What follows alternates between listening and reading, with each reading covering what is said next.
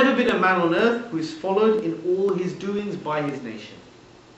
People who sleep in the manner he slept in, purify themselves in the manner he did, adhere to his practice in the way they eat, drink and clothe themselves, and all aspects of their lives trying to follow his blessed footsteps. And to follow him in every aspect, such as how he greeted people, entering, leaving the house, entering, leaving the masjid, sleeping and awaking from sleep, observing the moon, observing new fruit on trees, eating, drinking, dressing, riding, travelling, returning from travel. All these things are covered, as well as all the other aspects of worship: prayer, fasting, pilgrimage, charity. All these are issues. And remember that the leading people of the religions who met him, when they questioned him, he answered them. And they chose to follow him after they witnessed the signs of his truthfulness and the evidence of his miracles. And they did not do it out of compulsion.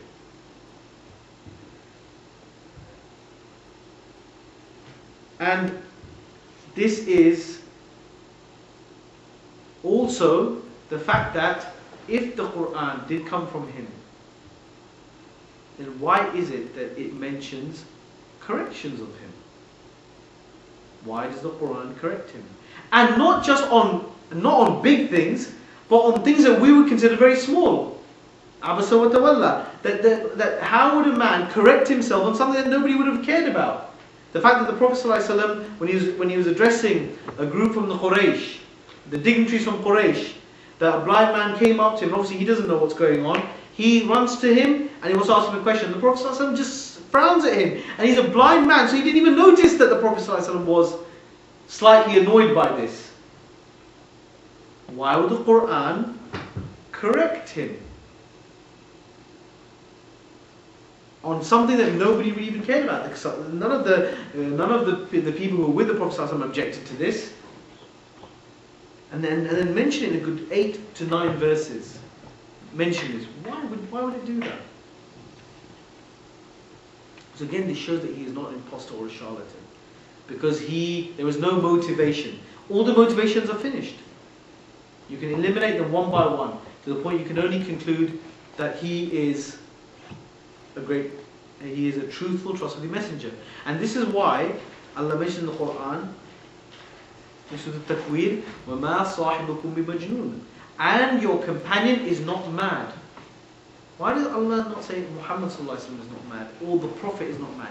He says صَاحِبُكُمْ, meaning your companion, meaning that you Quraysh have known him for 40, 50 years. You would know if he was mad. Isn't that right? Isn't it that even the people that you've known in the Islamic society for 3 years, you know if they were mad? I'm sure there's some crazy brothers amongst you, but you would know if you were properly mad, right? You would know if they were mad. Imagine somebody who is the kind of person that people leave their belongings with for many years, and they call him as-Sadiq al-Amin. They call him that by their own tongues. That's why Allah mentions this. That you know this man, and you then throw these baseless accusations towards him. And witchcraft, come on, we know what the signs of witchcraft are. You'd be doing crazy, irrational things.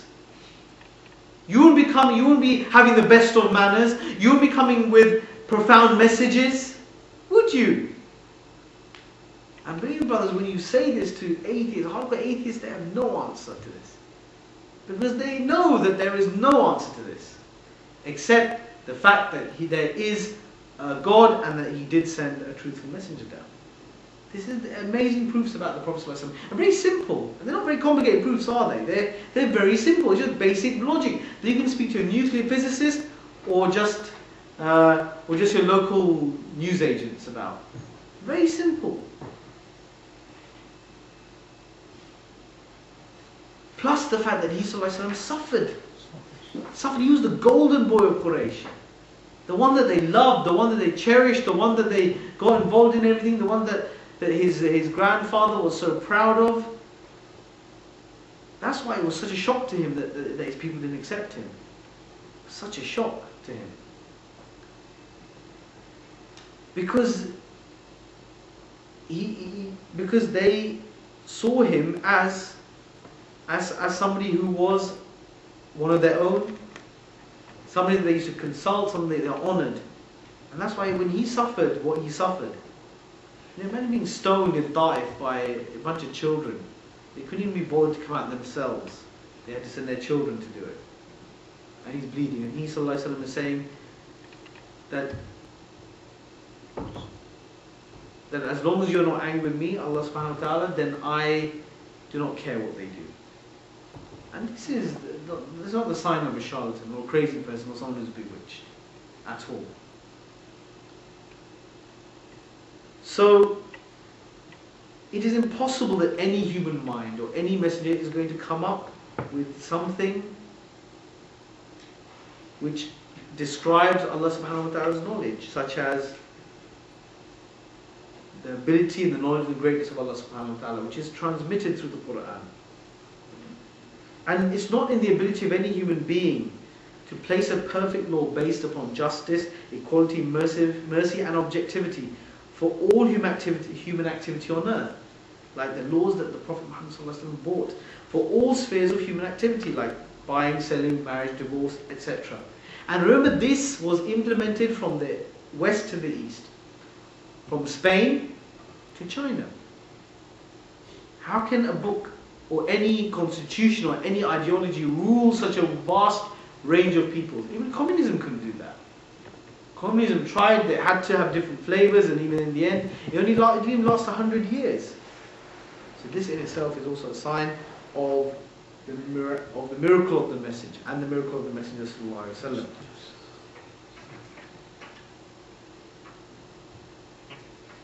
And really,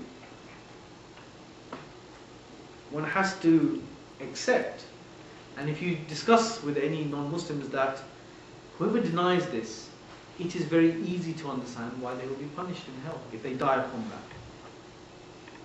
Because to deny this is really sort of asking for it. To deny this and to be stubborn about this and to belie this, then you're preparing your seat in the hellfire. And as we know, the justice of Allah subhanahu wa ta'ala is so sublime that even the people who will be punished in hell forever will acknowledge Allah's justice. Because they will witness against themselves, won't they, on the Day of Judgment? Every part of their body will witness everything against them. So therefore, that is a sorrow that they will face.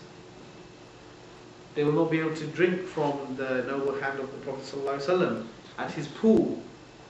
Neither will the innovators. Neither will the innovators. The innovators are those people who try to distort the deen of Islam after the Prophet ﷺ passed away. So this is a warning for those people who call themselves Muslims about the innovation that they commit. And as the angels usher them off, he ﷺ, these are the people who are my companions in the hereafter, meaning the Muslims. They say, and then the angels say, you do not know what they invented after you passed away.